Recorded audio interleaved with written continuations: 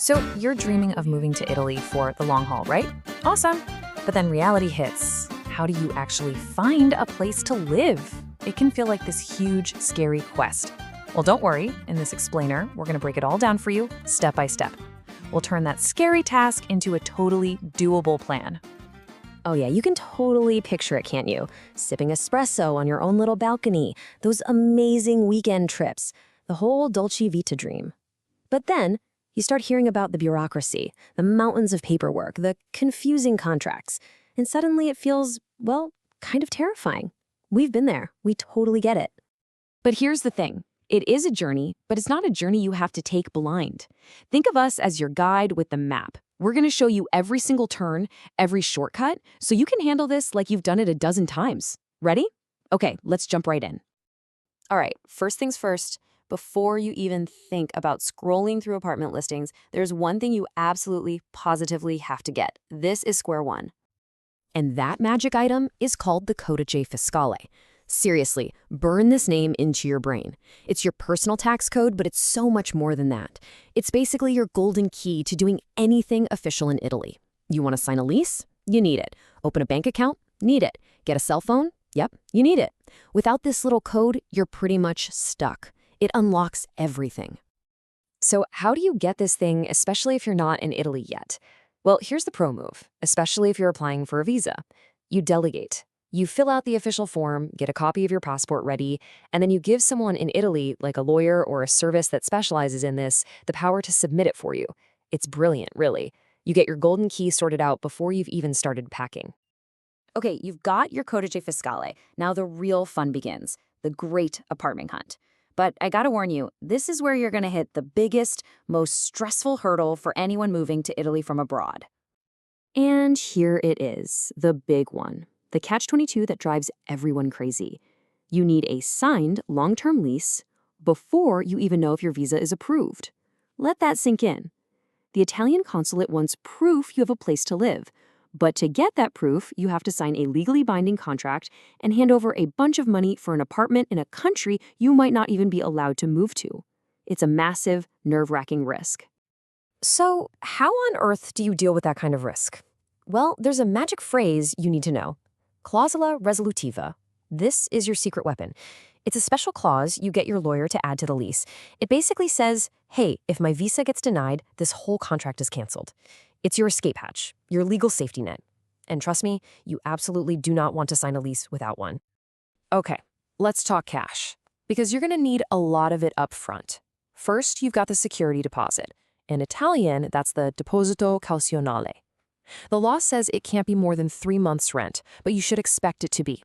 Next up, the real estate agent's fee, the commissione agenzia, and pretty much everyone uses an agent. This'll set you back about a month and a half's rent, plus a 22% tax on top of their fee. Yeah, that one hurts. And finally, you've got to pay the first month's rent before you even get the keys. So let's do the math here. You're looking at needing maybe 5, even 6 months worth of rent, all in cash, just to get the contract signed. It's a big number, so you need to be prepared. So you found the perfect spot, you've got the money ready. Now we get to the really serious part, the lease itself. And believe me, the type of contract you sign makes a huge difference. Okay, for a long-term visa, what the consulate really wants to see is something called a contratto 4+4. It's a 4-year lease that automatically renews for another 4. It screams, I'm stable, I'm staying. Now, there's also a temporary one, the contratto transitorio, but that's a bit of a gamble for visas. The thing about the 4+4, though, it's like a fortress. It's really, really hard to get out of it early. So how hard is it to break? Well, you need to give 6 months' notice, and you have to prove you have gravi motivi, which means serious reasons. And we're not talking, I don't like the neighborhood serious. We're talking serious like your company is forcing you to transfer to another country. It has to be something huge, unexpected, and completely out of your control. Just deciding you want to move? Nope. That's not going to cut it. All right, here's a little insider tip that could save you a nice chunk of change. It all has to do with how the landlord decides to pay their taxes on the rent. Normally, you have to split a contract registration tax with them. But If you can persuade them to use something called the cedolare secca, it's a flat tax option for them, then that registration tax disappears. Poof, gone, for both of you. It's a great little negotiating tool to have in your back pocket. Now, this next bit is non-negotiable. Your lease agreement absolutely has to be officially registered with the Italian tax office, the Agenzia delle Entrate. This is technically the landlord's job, but you need to hound them for proof. A copy of the registration receipt. Why?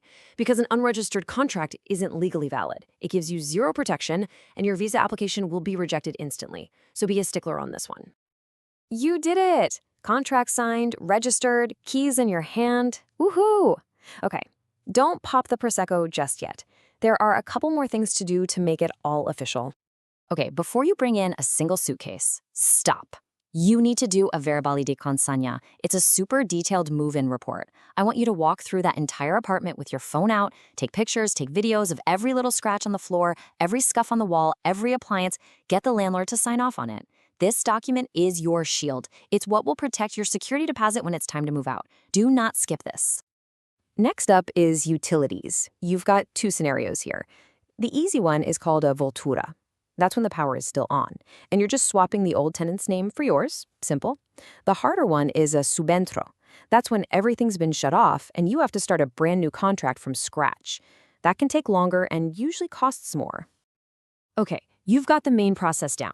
You're basically a pro, but now it's time for the lightning round. Some extra tips and major red flags to watch out for. This is the stuff that can really save you. Listen, the rental market can be competitive. So don't just show up empty-handed. Come prepared with what I call a rental dossier. Have everything ready in a nice folder, copies of your passport, your Codice Fiscale, proof of income, and here's the killer move. Write a short, personal letter in Italian explaining who you are. It shows you're serious and organized, and landlords love that. You also have to be super careful about scams. If you hear the story, oh, the owner's out of the country, but you can just wire the money, run. That is the oldest trick in the book. Never, ever send money without seeing the place in person and signing a contract. And another huge red flag, if a landlord tells you that you can't register for official residency or residenza at that address, that's a deal breaker. It usually means they're avoiding taxes, and it could cause big problems for you. And one last thing, a fun little surprise that gets almost every newcomer. It's called the Canone Rai. It's a mandatory €90 a year tax for having a TV. Here's the kicker. Even if you don't own a TV, if there's one in your apartment, they just automatically add the fee to your electricity bill. It's just one of those things. Welcome to Italy. Look, there is no sugarcoating it. Renting in Italy is a marathon, not a sprint.